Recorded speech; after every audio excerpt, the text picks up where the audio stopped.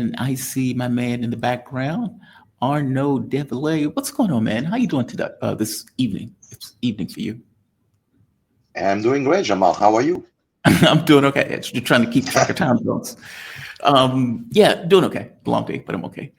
Arnaud Develay, he is author, political analyst, and international lawyer specializing in international criminal court. I'm sorry, international criminal law. Here's a book, or his book, Foreign Entanglements: Biden, Ukraine, and the Fracturing of America's Political Consensus. You are the person I want to talk to today. I'm very curious on your thoughts about the Alaska summit, that is happening in Alaska.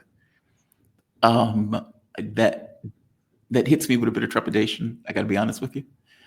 Um, and B, what do you think they're going to get accomplished, if anything, in Alaska? Aha. Well, I guess it's the question on everybody's mind right now. Since we don't really have much information on the substance, on what's on the agenda to discuss. I mean, yes, of course, Ukraine figures and features front and center, but under what contours, under what formula,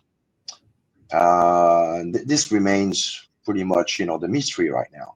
Yeah. What we can somewhat develop an idea for is that owing to the sense of panic that has seemingly grasped European capital and Kiev, uh, it might be something that ultimately sets the course for a somewhat settlement of the conflict. We'll leave it there at this point. It's way too early to call it, but I'm always looking at the reactions left, right, and center. I mean, sure, sometimes we may imagine that it's a gigantic pantomime and Uh-huh. everybody's playing cosplay to somehow induce people into believing the exact opposite. But here, no, I really don't think so. If anything, because the Europeans are going to be left on the hook on this. JD Vance a couple of days ago reiterated this in no uncertain terms. We do not discourage the Europeans to remain Fine. involved in the Ukraine conflict, Yeah. uh, conditioned on them buying American weapons, of course. But in as far as we're concerned, we're done. We're done with this, or at least we are setting the stage to say that if somehow our efforts to diplomatically settle this, to save face, leads to somehow this reminiscence of Quagmire, we'll just say, hey, I'm washing my hands from this. I tried everything I could. You guys are on your own. We're not discouraging you from doing what you feel you must be doing, but that'll be without us. And of course, you must buy our weapons. Did I mention that? Buy our weapons. um. So, yeah. Yeah. I do you see a U.S. president being able to do that? Wiping his hands of it and saying, "All right, we're out." Like if you don't want to take my deal, Zelensky, if you Europeans want to continue to push, then fine, we're walking. Can he do that? Do you see him doing that? He hasn't done that up to this point. Maybe he's fed up. Yeah, I don't know. I've heard this argument that owing to pressures from the blob and the media and so on and so forth, Trump per se won't be able to make it out. But I submit that there is factional infighting within the blob right now, and some no unsubstantial faction of that blob wants out to focus on other things. They're not against, and we'll get to it, I'm sure, within 30 minutes that we have Yep. allocated for they're not against the idea of setting things up, setting the table for the opening of a second front eventually down the road. That will be something that we'll discuss in the context of Zangezur. But there is this increasingly on the rise faction within the security apparatus of the United States. They are called the prioritizer or the restrainers. They Mhm. go either by that name. And those guys, they want out. They want to subcontract this Ukraine thing to the Europeans, make him, if put your money where your mouth is. If you really feel that politically, everything depends on your containing Russian neo-imperial desires. Fine, we're not against it per se, but we ourselves need to pivot. We need to do this pivot and fast in East Asia. So that's my take on this. The outcome of this factional infighting within the blob in terms of policy, medium long-term policy, will determine whether or not Trump is able to set the stage for some kind of a temporary, somewhat, we could say a cold peace. Let's put it this way. I don't think it'll resolve remotely everything Russia has asked for, but they might have bought themselves 10 to 15 years if the whole process goes according to plan. Yes. I see what you mean. It's not that this is eternal. It's nothing is eternal. Yeah. But look at it this way: the embodiment of the prioritizer faction is J.D. Vance. So we got about 3.5 years of Trump. J.D. Vance will make sure under his watch that this arrangement remains in place. Assuming he serves 2 terms, that's 8 and 3, that's almost 12 years right there. What happens after that? I don't know. But J.D. Vance wants to go to East Asia. You're very optimistic. You're very optimistic. The reason why I said that, let me explain why I said that. Trump sits down, Putin says, what I need is Lugansk, Donetsk, Zaporozhye, Kherson, and Crimea. That's what I need. I need no expansion. And a clause that says no Ukrainian NATO. That's central as well. Yeah. I need them to put that into law, meaning Ukraine. I need them to put it in the law. I may even need the Europeans to sign it themselves and put it into law. I need your Congress to sign it and put it in the law. Now, right off the bat, it's not going to take place in Europe. It's not going to take place in the US. It may take place in Ukraine, which may be enough. I need to limit the military size. If you want a ceasefire, then I need you to stop giving them weapons. I need Europe to stop giving them weapons immediately, right off the bat. Like that stopping weapon, I doubt it. I think the Russians actually said they would not be against the US providing weapons, continuing arming Ukraine after a settlement's been reached. I know, but what's the difference between that and building up another military on the border of Russia? Well, none. One friend of mine would say, a distinction is not a difference. But, But that's kind of the point, right? Like, one of Russia's demands was, if you want a ceasefire, you need to stop. Yeah, but look at it this way. What's the alternative right now? I mean, politically, what's the alternative? Do you want 3.5 years of Trump being conditioned by that failure to bring some kind of resolution to Ukraine, with everything that this implies in terms of escalation? Are you sure you're going to get a better deal with somebody else after him, or what will have happened there? Will that condition any kind of talks with future presidents? I know, what under that model, you're gonna have to accept whatever Trump gives you if that's the case. Which I think you need to make sure you get Istanbul Plus approved. That's basically it. Yeah. But if you can get Istanbul Plus, so that means the 4 regions, Crimea, and a constitutional amendment with some kind of guarantor state, although we know what guarantor states have led to in prior iterations. But politically, I think the Russian could live with that. And some security guarantees bearing on technical discussions between experts from both countries, dealing with long-range missile and the capability for the new regions to be protected from those weapons. Right. or to somehow have, time to recalibrate, or, because Russia had spoken about this repeatedly, getting this kind of strategic depths to make sure that they can protect the new regions from those kind of weapons. So you may negotiate that, on top, to make sure that, and there will be hard press the other side, that is to refuse that, because the idea if your intent is to have this deal work, this is not something that should somehow pose a problem.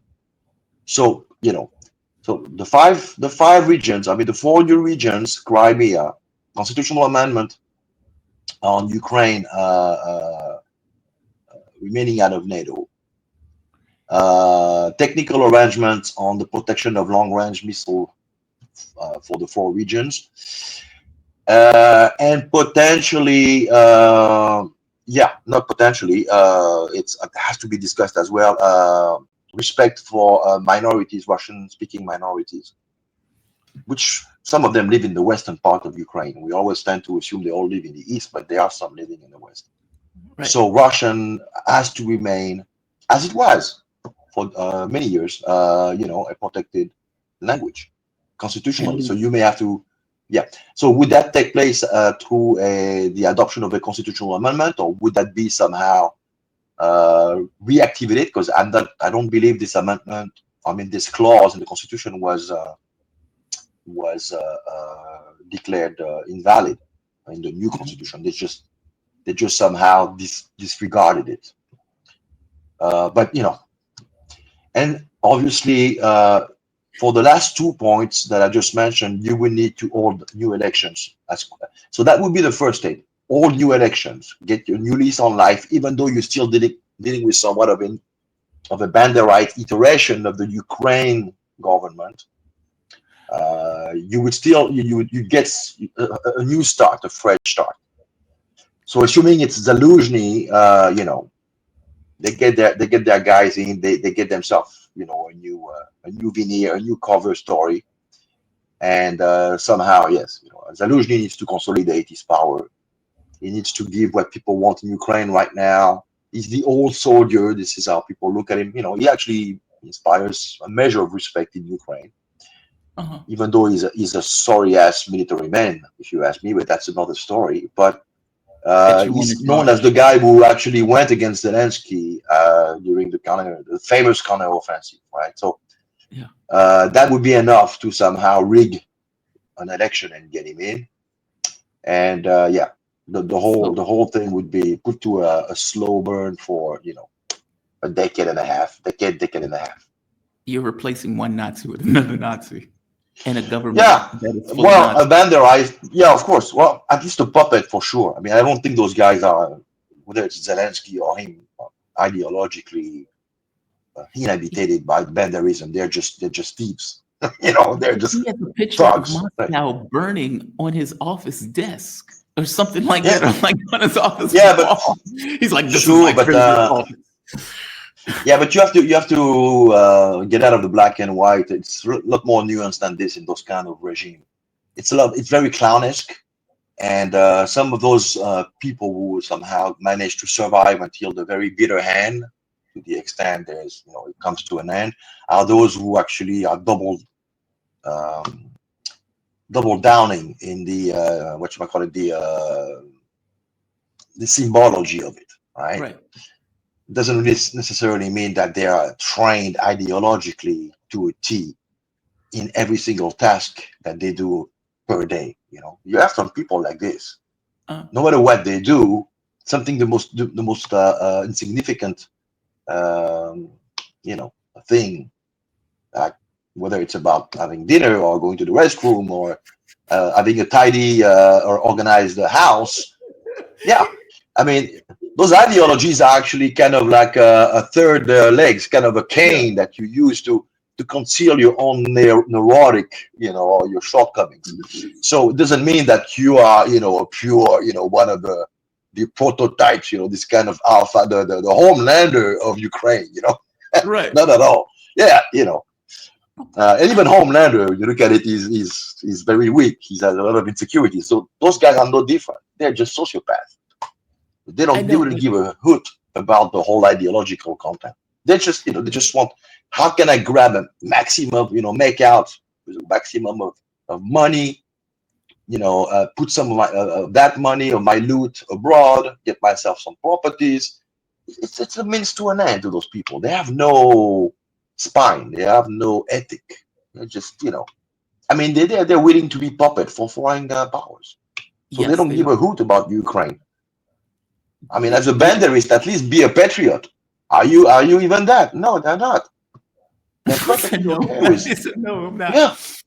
yeah, no, I mean, even if you get into their mind, I mean, as a banderist, can you at least be say, I'm a patriot, I'm a Ukrainian patriot, and then you add the banderism on top of it. But those guys don't even care about this.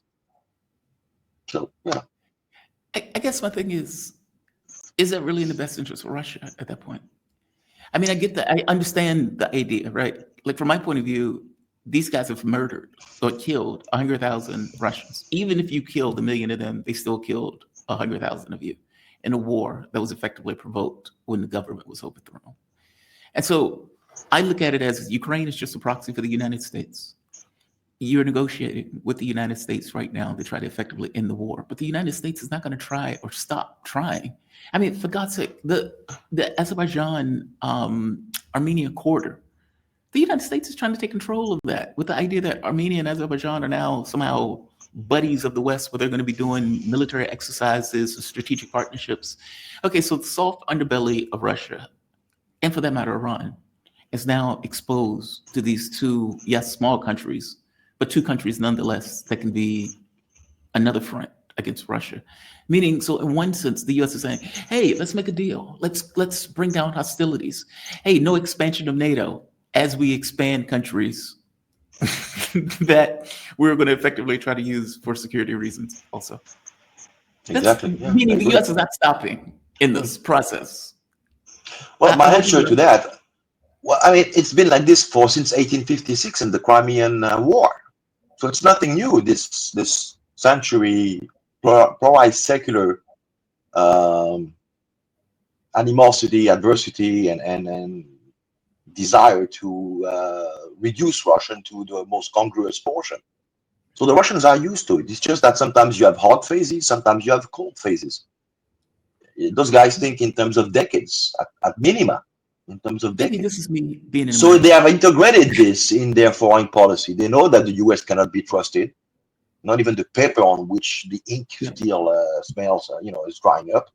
They have integrated that, but you have to micromanage every single thing and somehow assemble something that looks like a strategy that allows you to survive to fight another day. And in the meantime, you prepare for the next round. Look at Iran. That's exactly what they've been doing for 43 years. Yes.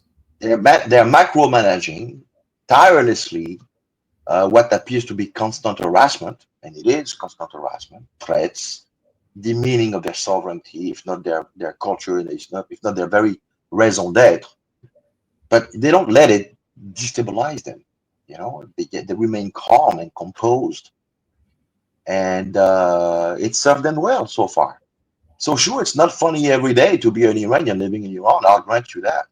Yeah. But what's the alternative? You're going to revert back to the days of the Shah and be just I mean, you're talking about a 5,000-year-old civilization. I swear, when I So, had, they know where they stand. yeah, So it's not just like a season on Netflix, it's a little longer than that. Those people think in terms of, and wait, it doesn't, because we're talking assuming the US is always going to have the initiative, always to have this capacity to print money to finance those foolish foreign policies objectives. But they're getting weaker by the year. We could have said not so long ago, we'll have to wait a decade to see a qualitative change for the worst in terms of US ability, capacity to right. be a nuisance. But now it's almost every year we see this. It starts slowly, like the bathtub, and now we're getting to the lowest tier of the bathtub content, and the water, you can see the it's happening. It's happening. So Look at the BRICS now. They've taken the measure of, the US. It's almost, like Gulliver and the Lilliputian, when they Yeah. tie him up on the beach. That's what we're dealing with right now. And so the guy, the more he's trying to break from his restraints, the more he exerts, strength and energy until sheer and exhaustion. Not to mention, I mean, internally, the country is about to explode. I Well, wouldn't be surprised, like the former head of the LPDR in Russia, a liberal party, said, Zelenovsky.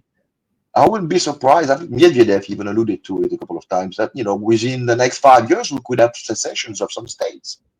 We thought this would happen under Biden, but it could happen very well under any administration, no matter what party is in power, because the internal contradictions are so deeply ingrained. We just have two strands of people who hate each other's guts. It's irreconcilable. I mean, the very notion that the other faction exists is unacceptable for the other. This is where we what's are. the way we do politics abroad? It just comes back home to haunt us. Also, Blowback. we've had incompetent leadership. Like if you think And of Joe blowback Biden, leads to nemesis. Yes. yeah, I mean, but Yeah. we've had This incompetent has been said leadership before. Yeah. that have been accelerants Well, for the most part. Like well, Joe but the Biden, problem is there is no leadership. There is no leadership. There's competing interest. yes, that's fair. Uh, No, that's who fair. are just basically, feeding at the trough. No, that's So fair. there's But no there, leadership per se. but they do have people who have wants. Like Joe Biden has wants. He's not an empty void. He has geopolitical wants where he thinks he's more, this is righteous for us to try to take down the Russian government. That's what he thinks. That's his guiding It's a light. role. They're playing roles. They're playing parts. To me, Right. that's my take on it. But Since I don't think Trump. JFK, they're all playing parts. But I don't think Trump has any values. I think he's No, but this guy is the guy is the terminal incarnation of what being a CEO of America Inc. is about. I mean, you can take anybody off the street, groom him, give him talking points, and he'll go with it. That's yeah. what it is. And if anything, you have this marketing, you know, mogul, real estate mogul, Don from New York, who enjoys the basest, things that Upbringing. somebody with a measure of wealth can envision doing for decades on, from that point on, to the extent he reaches, the ability to get away with it without anybody telling him, no, don't do it. Respect yourself, respect your body, man. No, I mean, the guy doesn't care. Everything goes. It just drips out. It's like it's like everything is extravagant. Everything is just but it's America today. And I would even venture to say maybe it's been America all along. It's just that in the 1950s, where things were a little bit more subtle, there was some kind of plaid suit to conceal what's underneath. It's more excess. They were able to be somehow more deft at concealing the real nature of the regime. But today, oh my God, I think the IQ level has gone down. Same with the Israelis, despite what's going on right now. I mean, the Israeli leaders of 40, 45, 50 years ago would have never allowed themselves to be exposed the way this regime has the last 2 years, or almost 2 years, because they've lost But the memorial rent, they've lost the memorial credit, they've lost that's everything. Their that is reputation is in tatter, and impunity. so the same thing. It's like a Yeah, but kid. impunity Like never imagine, lasts. It yeah, never but lasts. imagine if you It had a never lasts. kid and you never corrected that kid. How would that kid act? It's that. Same thing for Yeah, it's America. that. Yeah, It's yeah. that. Well, it's been a long process in coming, to be sure. What we're seeing now, same thing. I would have the same analysis. Is the result of a long period of allowing this regime to get away literally with murder, and now with genocide. Sure. Mhm. But now there's no, I mean, there's no pretense to try to say, no, you're not getting it. It's only just the guy who's in charge now. No, you got 75% of Israelis who back this guy, no matter Right. what he does. They all Right. vote for him over and over again to such extent that they call him King Bibi. Since Yeah. the creation of the state, has been all pieces of terms put together, the longest serving prime minister. So they love him there.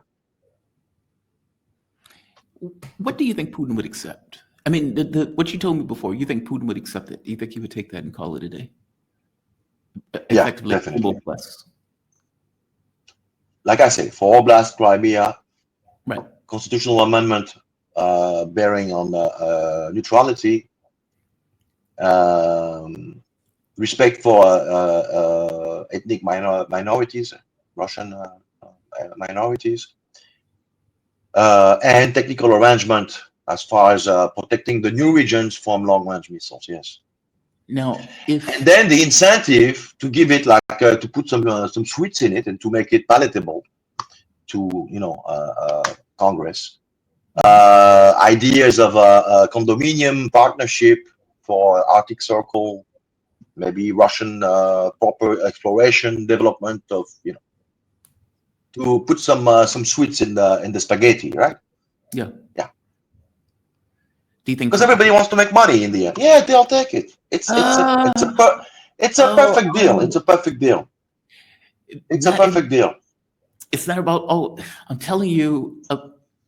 Just placate the first generation neocons, all those former Belarusians and Moldovans and all those. Because that's really who they are. That's really the problem. Those are the people we're alluding to. Have you noticed? Just placate them, send them into a closet, office in a state or the DOD, right? And that's it. You've had your shot. You fucked it up, right? Have you noticed that when Trump brings world leaders to the country, like von der Leyen, what's the guy name? World leader, von der Leyen, in the same sentence. We put it in quotes, right? Anytime he brings a world leader, quote unquote, Keir Starmer, any of these guys. You mean the EU clowns? Yes. Yes, he would bring them there, and he would make fun of them in some way. So for von der Leyen, he thought it was just completely hilarious that he was able to humiliate her in a trade deal. And he would same in China, because she's nobody. She's never been elected. I know, but I'm trying to she's point incompetent. out from his point of view, and from many of these people's point of view, it's not about just the money. It's also about this notion of power, political clout. Can I get an advantage? Yeah. What can I get out of this? How can I show it? And you have a lot of people who are totally neocons. It's not about the money. It's about the geopolitical thing where they're like foaming at the mouth about Russia. And when Donald Trump comes back, whatever deal he has to Putin, it is not going to be enough. Short of Putin jumping off the Kremlin. Yeah, and but they'll be like, not smart enough. Yeah, well, but they can't. I mean, they can voice off anything they want, and they will. Unmistakably, they will. But ultimately, they'll shut up because they've had their chance and they blew it. And now there's a new ideology in town. It's called the restrainers. And now we're going to China, baby. And that's it. Don't forget also, yeah. That's it. We'll give you a name with the Zongezur. I mean, hey, what do you want from us? We even got you a second front with Zongezur. It's all there. To the extent you get your sniff again to the highest level of federal executive power, you might try to exploit this particular thing we left for you. But for now, shut up. That's it. As I point out, you'll see. Very optimistic. And I hope you're right. We'll see. You're very optimistic. I don't think the U.S. gives up that quickly. Trump needs this. Trump needs this, and the blob. Yeah, he needs it. Politically, he needs it because he's got nothing right now after 7 months. What does he have? And he's being dodged by the Epstein file. He's getting a respite now because the Congress is in recess. But as soon as Congress comes back to business in September, it's hell. All hell is going to come down on him. The funny so he needs to have something to. No, go ahead, listen. No, he needs something to basically soothe his base because the midterms are coming. I don't think Vance is looking too favorably, having to look for because the electoral campaign for 2028 is going to start really early this time around. Trump is he's not coming back. He's too old and he's not constitutionally allowed to run again. And he's done. He's done. Now we have to already start thinking about what comes after Trump. And I would say if I was Russia and I understand what Vance is all about, what interest he represents, I would want him to, I would not look down on him being the next president for the next 8 years after that. Yeah. Yeah. It'd be funny if Putin had the Epstein files. He just comes and says, Yeah, he has to deal with that, but I think that's going to dodge him unless he somehow can rekindle Russiagate. Don't forget about Russiagate. Russiagate's got a lot of dead. legs. No, that's The problem dead. is you. That's dead. I don't know. You don't I think mean, so? he won't be going after the top tier of the people behind it, and we know who they are. Although he might go after the former heads of agencies, the Clappers, Brennan, and Comey. Yeah, those people are not. They committed perjury times and times again. No, The they did. Lisa Page, the Peter Strzok's, all those people. There's a lot to feed the cable network for the next 3.5 years. He'll do a reverse of what they did to him in the first time. I'm not. But he's got to kill that Epstein thing, because already within his own base, within his own party, they are warning him not to make a deal with Ghislaine Maxwell. Well, because it comes across as he's a pedophile, and they can't believe anything she says because you're making a deal with the person who knows. Who's technically an accomplice of the perv in chief. No. Yeah. She procured him the girls. Yes. Right. Yeah. It's like, what is he going to do? Come out and says, well, we gave her a pardon, but she's being completely honest, and my name is not on the list. Yeah. Like, you said there was no list. Right. You said there was no list. It's like, come on. It's like, that's not gonna, nobody's going to buy that, right? Like, there's no way that works. It's like, yeah, you can trust her. She's totally honest now, even though we gave her a pardon. She's been out of jail. It's like, yeah, okay. And then the pardon on top of it, a pardon on top. So, but she's not going to ask anything less than that, right? If she starts going that way. 25 years or something like that, 15 years? 20. So 20 even if she has to wait 3 years after Trump leaves. I mean, she might serve 1/3 of that, right? I mean, you have reduction of sentencing. Exactly. So she would be like 21, about 7 years. She's been in jail since 2020. That's already been 5 years because time served leading up to the trial, right? That's brutal. So she could still be looking at 3 to 4 years. Maybe the people within Trump's camp are telling him, listen, all things taken together into consideration, she'll be eligible for parole in 5 years tops. Would you politically, if she comes out with a list and stays without the pardon, she'll be eligible. Within 5 years' time, she'll be eligible. Yes. Oh, I see what you mean. Even if she doesn't get it, she's still eligible to get out. Yes. Yeah. She hasn't killed anybody. It's almost worse. I mean, we're talking about pedophilia, a large number of kids who they think that she was an apex pedophile. So it kind of looks bad. I have a hard time believing they're going to. Yeah, but the problem is politically, we have a guy who says there was no list. So it's difficult to maintain her in jail, right? I mean, this remains a problem, legally speaking. How can you sentence someone? I mean, there's a problem here on its face. If I'm a lawyer, I'm going to be fighting this to reopen the case. Yeah. Sorry, I want a new trial. Yes. Yeah, I suppose, and say I want everything to come out. And if you're Trump, and you might say, okay, I need her to shut up. Then through a new trial, she can get acquitted.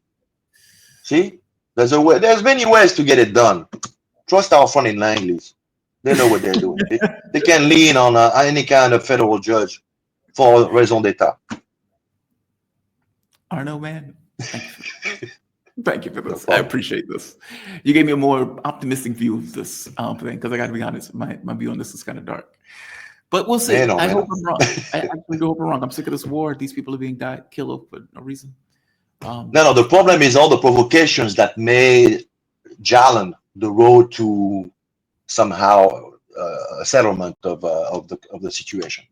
And that long is still pretty long. Let's make no mistake about it. And this Alaska meeting is only but the first stone. It's going to take a few more meetings after that to hammer out, and then a lot of massaging in public opinion domestically. So there's plenty of room left for provocation. I heard yesterday they were trying to target the maternity in Kramatorsk to blame the Russians. Right. There's a lot more things they could do. I mean, those people they're derelict. Butcher. They could try to bomb the NPP in Zaporozhye. Who knows? Yeah. So it's a lot of preempting threats at this at the intelligence military intelligence level. They have to really be on their best performance, because this is really the danger zone now. Arnaud Develay, thank you, my man. I always appreciate these conversations. I really do. Arnaud Develay is an author, political analyst, and international lawyer specializing in international criminal law. That's probably why you're gray on this stuff. It's like, yeah, you got to be more gray. You can't be zeros and ones. If you're like zeros and ones, it's like these people are lunatics. His Yeah, latest there's no book, black and white. No, in right, geopolitics, never black and white. especially in law, yeah. His book, Foreign Entanglements, Biden, Ukraine, and the Fracturing of America's Political Consensus. You have a fantastic rest of your day, okay? Thank you for this. Thank you, Jamal. See you soon. Bye-bye. All right. We have come to the end.